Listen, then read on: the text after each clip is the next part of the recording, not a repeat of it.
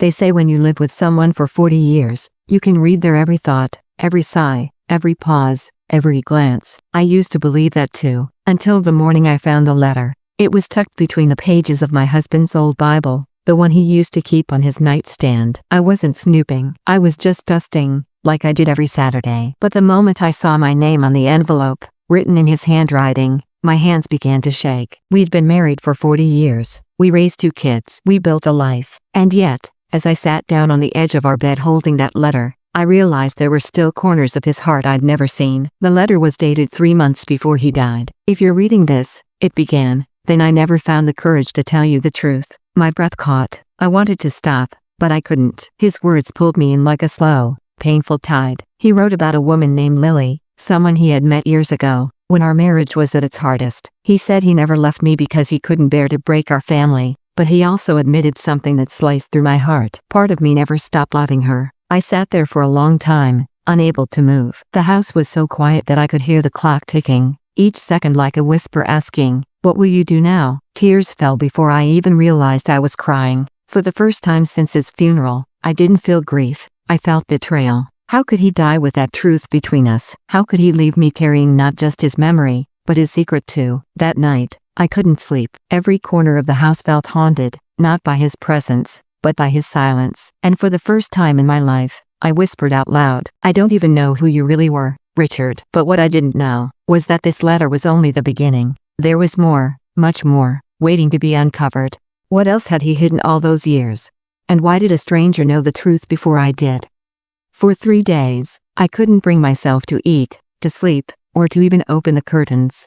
I kept staring at that letter on the nightstand, my husband's words folded neatly as if they hadn't just torn my heart apart. But something inside me wouldn't let it rest. The name Lily kept echoing in my mind. Who was she? A neighbor? A coworker? A ghost from his past? By the 4th morning, I made myself get dressed, comb my hair, and drive into town. I went to the small post office where Richard used to pick up his mail, the one with the peeling white paint and a crooked flag outside. The man behind the counter had known Richard for years. When I asked if he remembered anyone named Lily, he paused, then frowned. "Actually, yes," he said slowly. "She used to come here. Always picked up mail from box 23. That was your husband's box, wasn't it?" My heart dropped. "Do you know where she lives?" I whispered. He hesitated, then scribbled something on a piece of paper. "She moved out to Maple Hill last spring. Small yellow house, right by the oak tree." I drove there without thinking twice. My hands trembled on the steering wheel, my stomach twisting with every turn. When I reached the little yellow house, I just sat there, staring at the porch swing swaying in the wind. Finally, I gathered the courage to knock. The door opened, and a woman about my age, maybe a few years younger, stood there. Her hair was silver, her eyes soft but surprised. "Can I help you?" she asked. I swallowed hard. "You're Lily, aren't you?" Her eyes widened, and she stepped back. "You must be Margaret." My knees went weak.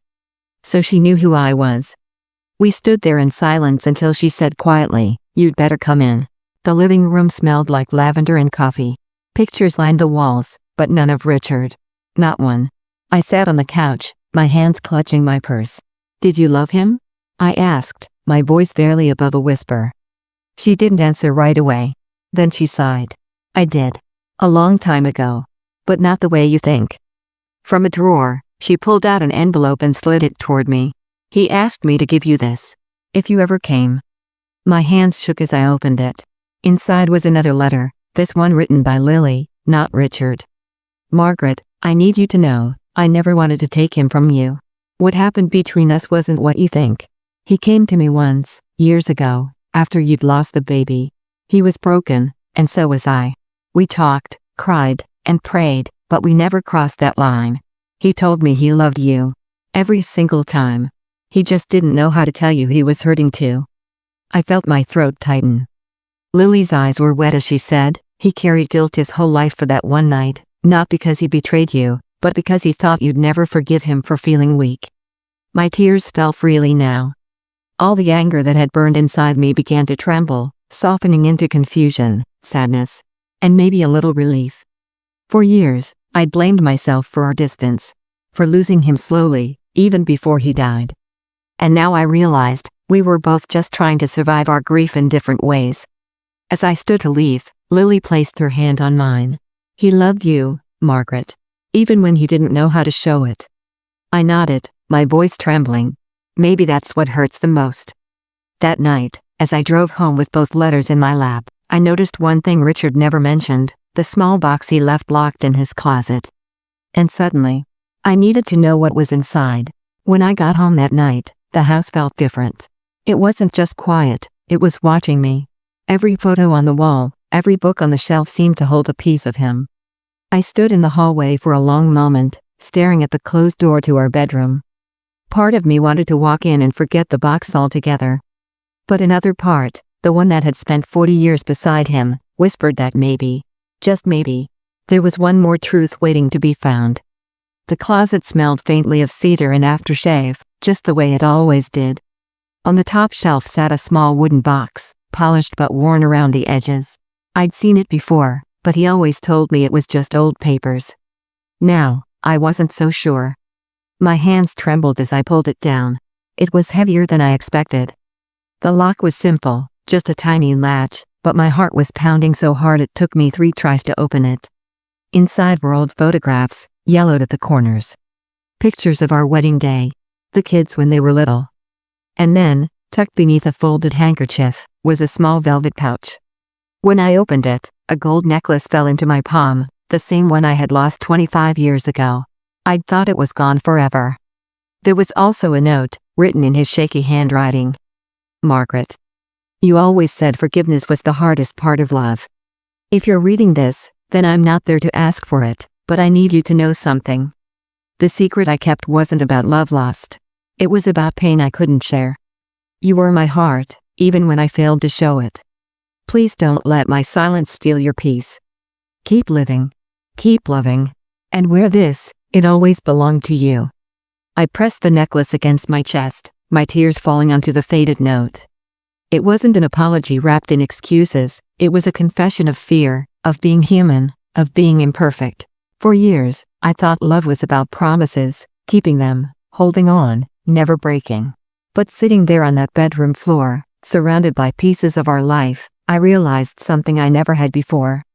Love isn't about perfection. It's about returning, again and again, even after we've hurt, fallen, and failed. I closed the box and whispered, "I forgive you, Richard." The room felt lighter, as if a burden had lifted from the air itself. And for the first time in months, I opened the window. The night breeze brushed against my face, soft and cool, carrying with it the faint scent of his cologne, or maybe it was just my heart, remembering how to breathe again.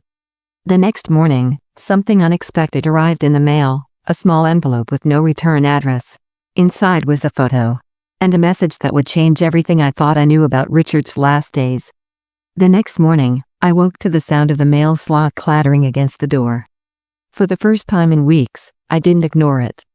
I walked to the hallway, my slippers brushing against the wood floor, and there it was, a small cream-colored envelope with no return address. My name was written across the front in Richard's handwriting. My breath caught in my throat. How was that possible? I tore it open with shaking hands. Inside was a single photograph, Richard sitting on a park bench, smiling faintly, sunlight falling across his face. On the back, written in his familiar cursive, were 5 words. I finally found my peace. For a moment, I couldn't move. My heart felt like it had forgotten how to beat. I turned the photo over again and again, as if the ink might explain itself. Then I noticed the faint outline of something behind it, another folded piece of paper. It wasn't a letter this time, just a short note. "Margaret, if this reaches you, it means Lily kept her promise. Before I passed, I asked her to send this photo when she thought you were ready. I needed you to know that I didn't leave this world carrying guilt. I found peace because I knew someday you would too." I pressed the note against my chest and sobbed. Not the bitter, angry kind of tears I'd cried before, but the kind that come when you finally let go. That afternoon, I drove to the small lake near our old house, the one where we used to take the kids for picnics every summer. The trees were just beginning to turn gold, their reflections trembling on the water. I sat on the bench with the photo in my hand and whispered, "I hope you're really there, Richard. Because I finally forgive you." The wind picked up, soft and cool, and I swear I felt his presence beside me, not as a ghost, but as a memory so full of love it almost hurt to feel it. I closed my eyes and smiled through the tears. In that moment, I realized something: forgiveness isn't about forgetting. It's about remembering, without pain.